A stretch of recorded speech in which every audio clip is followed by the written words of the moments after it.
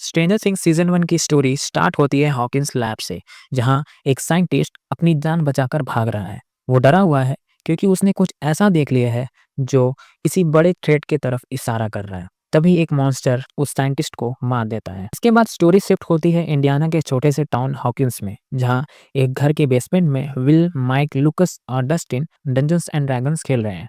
Game के and में will जीतने ही वाला होता है, लेकिन लास्ट मूवमेंट पर डेमोगॉगन विल को हरा देता है। उस वक्त ये सिर्फ एक गेम लगता है, लेकिन प्रॉब्लम तब स्टार्ट होती है जब इसका इफेक्ट रियल वर्ल्ड में दिखने लगता है। विल अकेले जा रहा होता है, उसे लगता है जैसे कोई उसका पीछा कर रहा है। वो घर पहुंचता है, लेकिन मॉन्स्टर वहां भी पहुंच जाता है और उसी रात विल गायब हो जाता है। विल के गायब होने के बाद उसकी माँ जॉयस, उसका भाई जोनाथन और उसके फ्रेंड्स उसको ढूंढने लगते हैं। इस बीच उन्हें एक मिस्टीरियस लड़की मिलती है जिसका नाम 11 है। 11 के पास टेलीकिनेटिक पावर्स है। 11 बताती है कि उस पर हॉकिंस लैब में एक्सपेरिमेंट हुए थे। अपसाइड डाउन पैरेलल वर्ल्ड है जो हॉकिंस का एक डिस्टॉर्टेड वर्जन है। और सबसे इम्पोर्टेंट बात पता है क्या है? ये वर्ल्ड टाइम में फ्रोजन है। यहाँ सब कुछ उस मोमेंट पर अटका हुआ है जहाँ पहली बार पोर्टल ओपन हुआ था। डेमोगॉगन्स विल को अपसाइड डाउन ले जाता है। जॉयस, हॉपर पोर्टल के थ्रू अपसाइड डाउन जाते हैं और विल को रेस्क्यू करते हैं।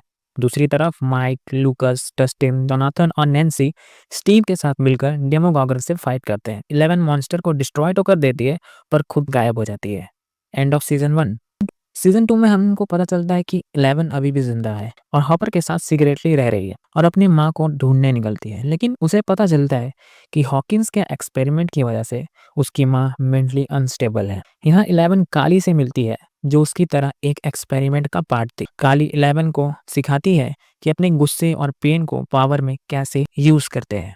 इस सीजन में रिवील होता है कि विल एक शैडो मॉन्स्टर से इफेक्टेड है। यह शैडो मॉन्स्टर माइंड फ्लेयर है, जो अपसाइड डाउन का मेन कंट्रोलर है। माइंड फ्लेयर लोगों के दिमाग के अंदर घुसकर उन्हें कंट्रोल कर लेता है। अपसाइड डाउन के मैप बनाने लगता है, जो एक्चुअल में हॉकिंस के नीचे टनल्स का नेटवर्क है। जब लैब टनल्स को डिस्ट्रॉय करता है, विल को एक्सट्रीम पेन होता है। एंड में हीट का यूज करके माइंड फ्लेयर को विल के अंदर से निकाल दिया जाता है और 11 अपनी पावर से अपसाइड डाउन का गेट क्लोज कर देती है। End off season 2।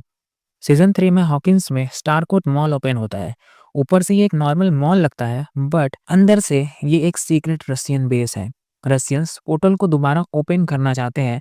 इस बार बिली, जो कि मैक्स का भाई है, माइंड फ्लेयर का होस्ट बन जाता है। वो लोगों को कंट्रोल करता है और एक बड़ा फ्लीस मॉन्स्टर बना देता है। स्टीव, डस्टिन और इरेका रशियन कोड क्रैक करते हैं और मॉल के नीचे सीक्रेट बेस तक पहुंच जाते हैं। सीजन के फिनाले में जॉयस और हॉपर रशियन मशीन डिस्ट्रॉय कर देते हैं, लेकिन एक्सप्लोजन के बाद हॉपर गायब हो जाता है। सबको लगता है कि हॉपर मर चुका है, लेकिन एंड क्रेडिट सीन में रिवील होता है कि हॉपर रशिया की जेल में जिंदा है। End off season 3। सीजन 4 में एंट्री होती है सबसे डेंजरस विलन वैक्ना। वैक्ना उन लोगों को टारगेट करता है जो इमोशनली ट्रॉमा और गिल्ट से गुजर रहे हैं। यहीं पर रिवील होता है कि वैक्ना हेनरी क्रेल है। हेनरी बचपन से ही नॉर्मल किड नहीं है। उसके पास पावर्स थी। वो लोगों के दिमाग पढ़ सकता था और चीजों को बिना टच किए मूव कर सकता था। क्रेल फैमिली जब हॉकिंस शिफ्ट होती है, हेनरी अपनी पावर्स को और ज्यादा यूज करने लगता है। हेनरी अपनी मदर और सिस्टर को मार देता है, लेकिन सबको लगता है कि ये काम उसके फादर ने किया है। हेनरी कोमा में चला जाता है और बाद में डॉक्टर ब्रेनर उसे हॉकिंस लैब ले आते हैं। लैब में हेनरी को सब्जेक्ट 1 नाम दिया जाता है। उसकी पावर्स को कंट्रोल करने के लिए उसके गले में एक चिप लगा दी जाती है। टाइम के साथ हेनरी लैब में ही बड़ा होता है और बाकी एक्सपेरिमेंट किट्स को ऑब्जर्व करता है। यहीं वो 11 के करीब आता है और उसे मैनिपुलेट करता है। 11 अननोइंगली हेनरी के गले का चिप निकाल देती है। इसके बाद हेनरी की पावर्स पूरी तरह से अनलीच हो जाती है। वो लैब में मैसेकर कर देता है और 11 के साथ उसकी फाइट स्टार्ट हो जाती है। फाइट के एंड में 11 अपनी पावर से हेनरी को अपसाइड डाउन में भेज देती है।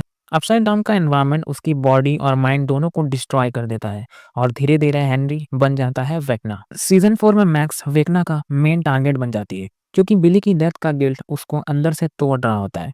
11 कैलिफोर्निया में होती है और उसकी पावर्स चली जाती है। गवर्नमेंट उसे एक सीक्रेट लैब ले जाती है, जहां डॉक्टर ब्रेनर, डॉक्टर ओवेन उसकी पावर्स लाने की कोशिश करते हैं। दूसरी तरफ जॉयस और मरी रसिया जाकर हॉपर को रेस्क्यू करते हैं, जहां उन्हें डेमोगॉगल से भी सामना करना पड़ता है। फाइनल फाइट में नैन्सी, स्टीव, रॉबिन मिलकर वैक्ना के फिजिकल बॉडी को जलाकर टेम्परली रोक देते हैं। 11 माइंड स्पेस में मैक्स को बचाने की कोशिश करती है, लेकिन मैक्स की डेथ के साथ ही वेगना का प्लान कंप्लीट हो जाता है और चौथा पोर्टल भी ओपन हो जाता है और हॉकिंस के बीच बड़े बड़े क्रैक्स निकल आते हैं जो अपसाइड डाउन और रियल वर्ल्ड को कनेक्ट करते हैं। 2 दिन बाद सब लोग हॉकिंस वापस आते हैं। मैक्स हॉस्पिटल में है और वो कोमा में है क्योंकि 11 उसकी हार्ट बीट वापस तो ले आती है लेकिन उसकी माइंड अभी तक एम्प्टी है। सबको लगता है वेगना हार गया, लेकिन विल को फिर से अपसाइड डाउन का प्रेजेंस फील होने लगता है। जब वो लोग हॉकिंस के बाहर देखते हैं तो ब्लैक स्मोक और टॉक्सिक डस्ट रियल वर्ल्ड में फैलता हुआ दिखाई देता है।